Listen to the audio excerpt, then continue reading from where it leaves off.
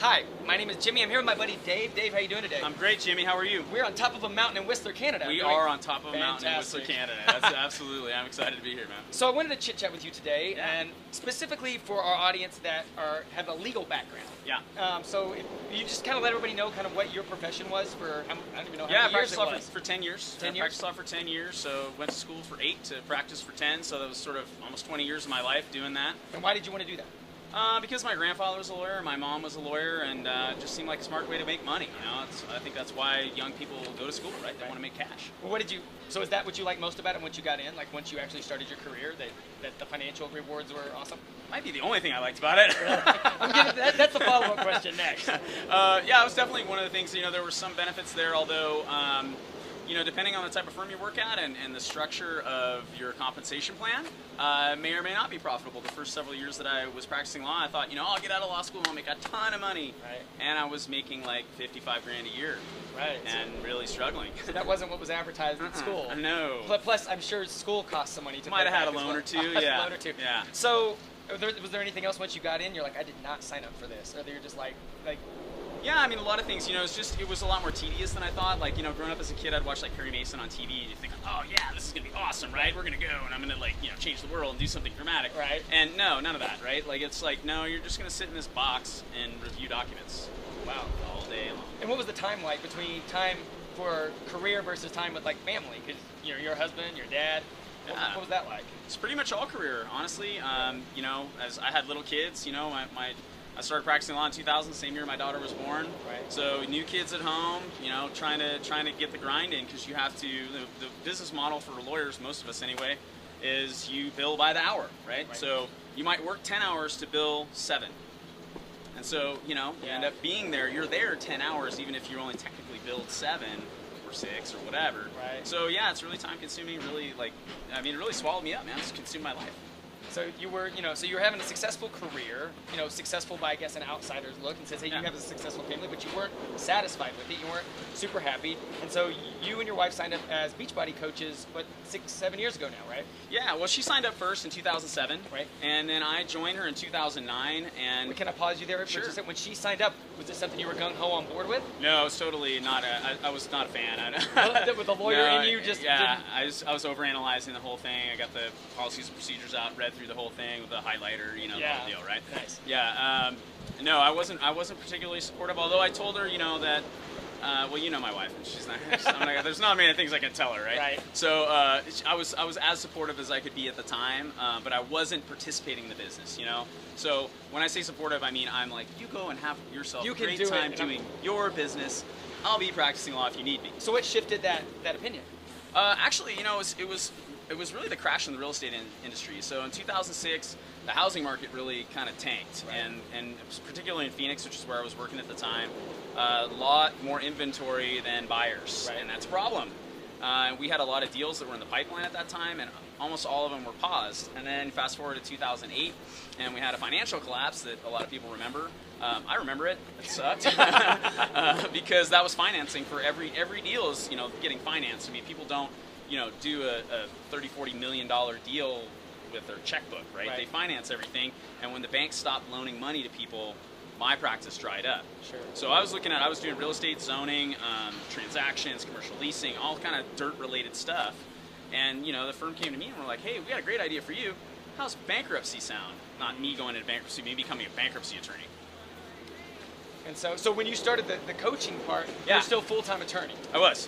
Yeah. And so how did you manage that? Because I'm sure there's people here maybe that have a law background that say, okay, well, you're going somewhere with this. You're going to talk about how Beachbody coaching has benefited you, but man, I'm busy. I'm swamped. For sure. What would you say to those people? I think for me it became important was what it was. You know, it just became really important to me. When I started out, I was also got into triathlon right around the same time. We've been doing P90X and a lot of other stuff, right? You get this great body, now you want to take it out for a spin. Right. I got into triathlon and I had kind of a janky old road bike, and I wanted to get a really slick time trial bike, like a really nice, you know, with aero bars and everything. And it was like $4 grand. And my wife was like, no. Right. And so I said, well, what if I just, you know, earned it with Beachbody? Like I just did Beachbody on the side, and then I'll just, you know, I'll earn it.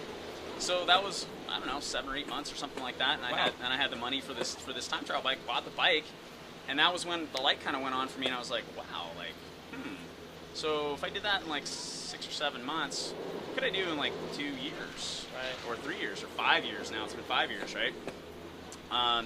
And that's when the light went on for me, and I really started to kind of pursue it more and more full time and get more and more into it. Plus, I'm sure with the coaching, it's going to encourage you to get more physically fit. So I'm sure that's different than when you were working like all those hours at the firm also. Yeah. I can't imagine, was that a healthy lifestyle at its peak? Absolutely, because I mean, you know, literally like burning the candle at both ends, that was a lot of what I was doing. You know, I was getting up early, working my Beachbody business, going off to the office. At lunchtime, I'd either go work out, or I would go down to Starbucks with my cell phone and my laptop and do some Beachbody business, try and make some connections with people, building something for me, you know. But the real thing, I think, and then at night too, you know, but I think the thing was it just became really important to me. Like I got really passionate about it. One of the things that happened for me was it was about the same time where I got the bike. Like all this stuff kind of happens right at the same time. It's weird, right? So I get this email from this guy who I coached through P90X. And he's a young guy, college student, and you know, he got really great results. He lost like 50 pounds. And he sent me this email that I printed up. It was like 2 pages, right? He sent me his before and after pictures, and just thank you. I could have never done this without you. And I'm thinking like, I don't know, man. Like you did all the work. I just, you know, what did I do? I encouraged you. I answered your questions. I tried to stay on top of you, make sure you're doing the things you need to do. Right. They sent me this incredible email. I remember I printed it all up and I took it to Monica. I was like, hey, you gotta see this. Like, this is the coolest thing ever. Like, I can't even put a price tag on this. This is the most amazing thing for somebody to say, thanks, right? Simple. Yeah. And she, you know, to let me have my moment and feel good about it. And then she goes, so this feel, are you liking the way this feels? I was like, yeah, this is the coolest thing ever. She goes, because I could get into my inbox right now. I can show you about 12 emails like that I have after doing this for 3 years. Right.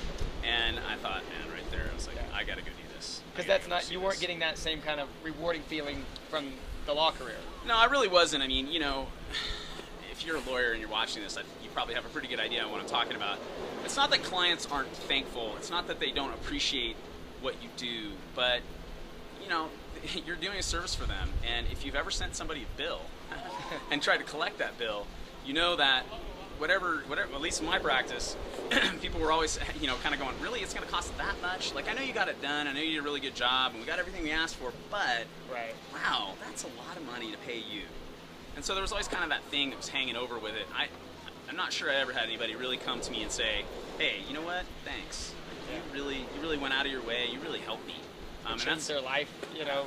And over the last several years, that's kind of what life has become. Like, that happens on a pretty regular basis now, and I love it. It feels great. So in wrapping up, so if, you know, people, lawyers, paralegals, or there's so many different jobs, watching something like this, maybe considering starting something on a side to gain some extra security. Maybe they're not looking to move away from their career, but just something a little extra, but they are swamped with time. Just what kind of encouragement would you give somebody to actually take that step to get started? Well, I'll tell you one of the things I did. So from my experience, one of the things I did was I started to look at the people who were in my profession and older than me, right? So I just kind of was like, hey, maybe I just hit the fast forward button on my life and see what that looks like. Right. And I didn't like what I saw. I saw a lot of people who were really unhealthy, a lot of people were really unhappy, a lot of divorced people, a lot of people with alcohol, substance abuse problems, you know, and there were a couple of people who, you know, had figured it out, right? And they had their real life balance, and they were the people who, you know, you sort of like went like, maybe I'll be the exception and I'll end up like that. But for the most part, what I saw was people who really weren't happy with where their lives were at. And so my encouragement to anybody would be just do that. Take a look at the people in whatever industry you're in, whether it's legal profession or anything, and hit the fast forward button on your life and ask yourself, where am I going to be in 30 years?